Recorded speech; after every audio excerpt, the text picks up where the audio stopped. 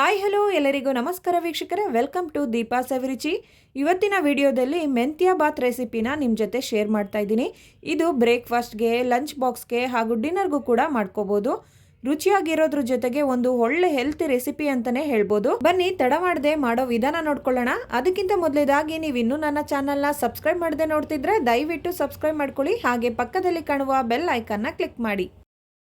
ಮೆಂತ್ಯ ಬಾತ್ ಮಾಡ್ಕೊಳ್ಳೋದಕ್ಕೆ ಇಲ್ಲಿ ನಾನು ಅಕ್ಕಿನ 1/4 ಲೋಟದಷ್ಟು ತಗೊಂಡಿದ್ದೀನಿ.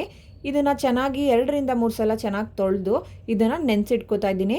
ಈ ಥರ ನೆನೆಸಿಟ್ಕೊಳ್ಳೋದ್ರಿಂದ ಅನ್ನ ಉದುರಾಗಿ ಚೆನ್ನಾಗಾಗುತ್ತೆ, ಅದಕ್ಕೋಸ್ಕರ ನೆನೆಸಿಟ್ಕೋತಾ ಇದ್ದೀನಿ. ಒಂದು 20 ನಿಮಿಷ ನೆನೆಸಿದ್ರೆ ಸಾಕು. ಅಥವಾ ನಾವು ಅಡುಗೆ ಸ್ಟಾರ್ಟ್ ಮಾಡೋದಕ್ಕೂ ಮುಂಚೆ ಈ ಥರ ಅಕ್ಕಿನ ನೆನೆಸಿಟ್ಕೋಬೇಕಾಗುತ್ತೆ. ನೆಕ್ಸ್ಟು ಒಂದು ಮಿಕ್ಸಿ ಜಾರ್ಗೆ ಒಂದು ಚಿಕ್ಕದು ಗೆಡ್ಡೆ ಬೆಳ್ಳುಳ್ಳಿ, 1 ಇಂಚು ಶುಂಠಿ, ಒಂದು 4 ರಿಂದ 5 ಹಸಿಮೆಣಸಿಕಾಯಿ, ನಿಮ್ಮ ಖಾರಕ್ಕೆ ಎಷ್ಟು ಬೇಕೋ ಅಷ್ಟು ನೋಡಿಕೊಂಡು ಹಾಕ್ಕೊಳ್ಳಿ.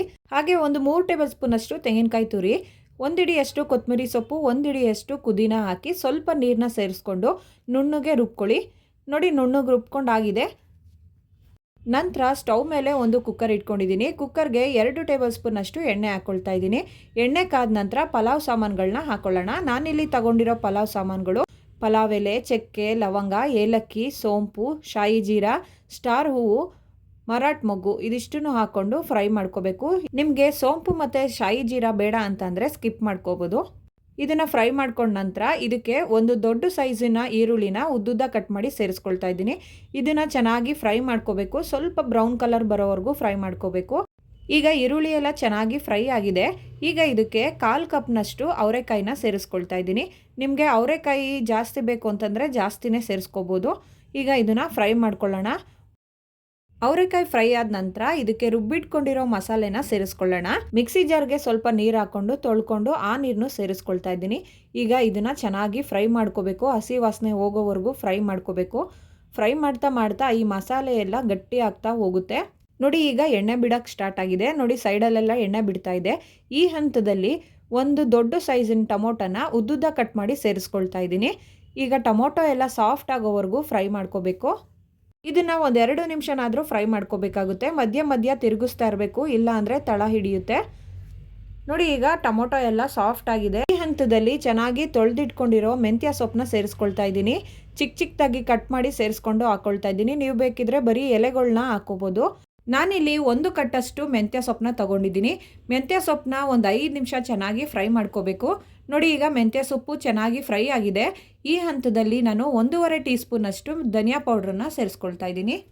ಇದನ್ನು 1 ನಿಮಿಷಗಳ ಕಾಲ ಚೆನ್ನಾಗಿ ಫ್ರೈ ಮಾಡ್ಕೋಬೇಕು. ನೋಡಿ, ಈಗ ಫ್ರೈ ಮಾಡ್ಕೊಂಡಾಗಿದೆ. ಇದಕ್ಕೆ ನಾನು 2.5 ಗ್ಲಾಸಷ್ಟು ನೀರನ್ನ ಸೇರಿಸ್ಕೊಳ್ತಾ ಇದ್ದೀನಿ. ನೀರು ಹಾಕಿದ ನಂತರ ಇದನ್ನು ಚೆನ್ನಾಗಿ ಮಿಕ್ಸ್ ಮಾಡ್ಕೊಳ್ಳೋಣ. ಈಗ ರುಚಿಗೆ ತಕ್ಕಷ್ಟು ಉಪ್ಪನ್ನ ಸೇರಿಸ್ಕೊಂಡು ಒಂದ್ಸಲಿ ಮಿಕ್ಸ್ ಮಾಡ್ಕೊಳ್ಳಿ. ಇದನ್ನು ಚೆನ್ನಾಗಿ ಮಿಕ್ಸ್ ಮಾಡ್ಕೊಂಡ ನಂತರ ಒಂದು ಪ್ಲೇಟ್ ಮುಚ್ಚಿ ಇದನ್ನು ಕುದಿಯೋದಕ್ಕೆ ಬಿಡಿ.